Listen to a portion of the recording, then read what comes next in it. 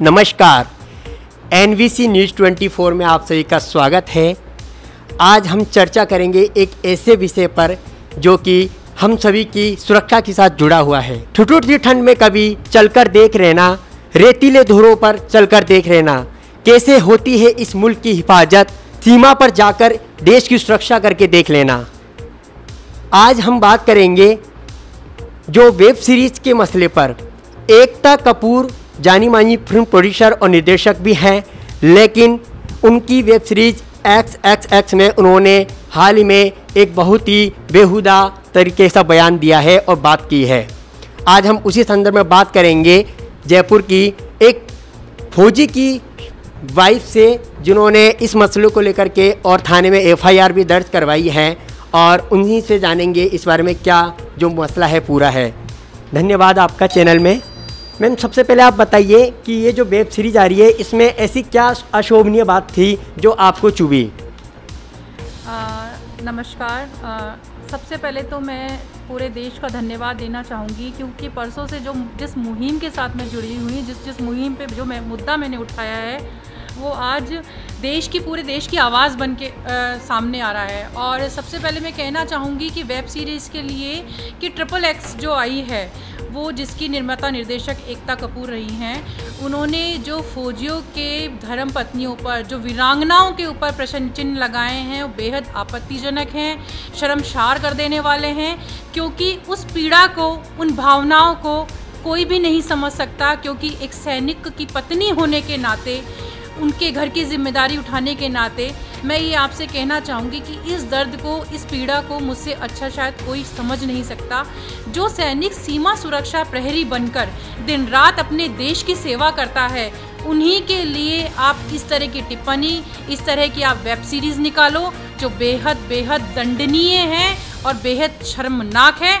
और मैं ये कहना चाहूँगी, और मैं तो सीधा वार करना चाहूँगी, क्योंकि आज सोशल मीडिया पे जब से मैंने FRI दर्ज कराई है परसों से, तब से ये माना जा रहा है, और कटिंग्स भी मैंने देखी है। मैं लगातार इस खबर से जुड़ी हुई हूँ, लगातार मैं इससे अपडेट रह रही हूँ। मैं ये देख रही हूँ कि लोग कटिंग्स में डाल के ये दे रहे हैं कि एकता कपूर ने माफ़ी मांगी। तो मैडम, ऐसा है कि माफ़ी मांगने से अगर इज्जत का, मुझे ये बताइए, माफ़ी आपने मांग ली, लेकिन उन सैनिक की पत्नियों के साथ में जिस तरह की आपने निंदा की, जो घटना को आपने जन्म दिया, जिस तरह की वेब सीरीज़ में आपने एक देश के रक्षक की वर्दी का जो अपमान किया है, वो बेहद ही और बेहद शर्मनाक है।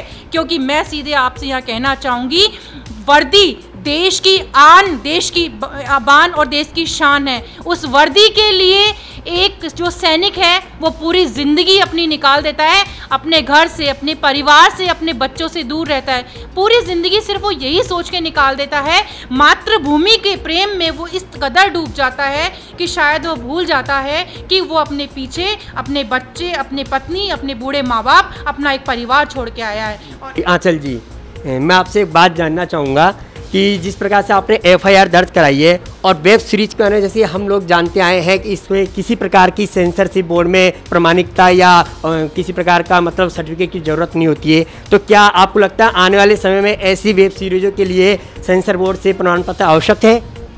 देखिए, मैं खुद निवेदन करना चाहूँगी इस बात के लिए कि सेंसर बोर्ड को आगे बढ़ना चाहिए, क्योंकि इस तरह की टिप्पणियाँ ये पहली बार नहीं हुआ है किसी वेब सीरीज़ में। पहले भी इस तरह की घटनाओं ने जन्म लिया है। वेब सीरीज़ में इतना गलत दिखाया गया है कि आप मुझे एक सवाल में सीधे आपसे, आपके माध्यम से पूरी जनता से पूछना चाहूँगी, क्या आज वो वातावरण हम लोग बच्चों को दे पा रहे हैं? इन वेब सीरीज़ के ज़रिए हम अपने बच्चों को क्या संस्कृति देंगे?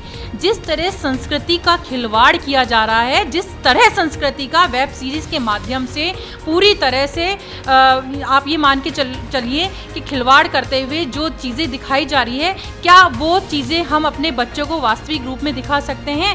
वेब सीरीज़ एक तरह का पूरी तरह से इन लोगों ने ऐसा बना लिया है कि कुछ भी बेच दो, कुछ भी परोस दो, पैसा, शोहरत, इस चीज़ के लिए ये लोग इतने गिर गए हैं कि किसी की मान, किसी की प्रतिष्ठा, किसी की आन, किसी की बान, किसी की शान, सबको इन्होंने एक ताक में रख दिया है। एकता कपूर ने जो हरकत की है, जो सैनिक के लिए अभद्रता की है।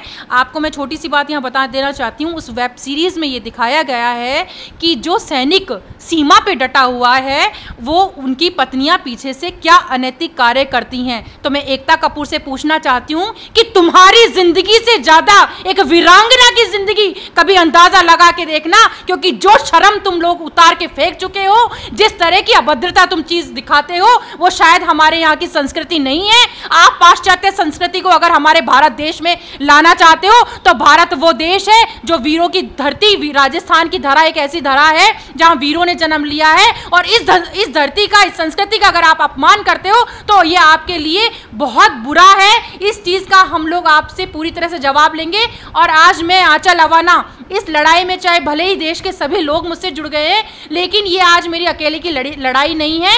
एक पत्नी, एक सैनिक की पत्नी होने के नाते मैं इस लड़ाई को पूरे धर्म युद्ध के साथ लड़ना चाहूँगी, और मैं चाहूँगी कि जीत पूरे देश की तरफ से हमारी हो।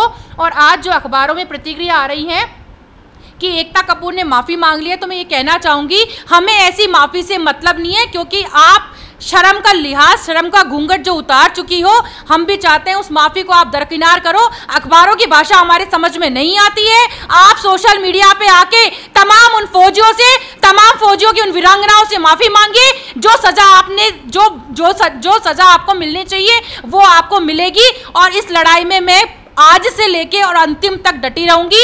अगर मुझे कोर्ट भी जाना होगा तो मैं ज़रूर जाऊंगी। आगे आपकी क्या प्लानिंग है? जिस प्रकार से आपने एफआईआर दर्ज कराई है, और अगर एकता कपूर या फिल्म से जुड़ा हुआ कोई भी जगत आपके लिए माफ़ी नहीं मांगता या कोई आपकी सकारात्मक रुख नहीं अपनाता है, तो क्या कार्रवाई रहेगी?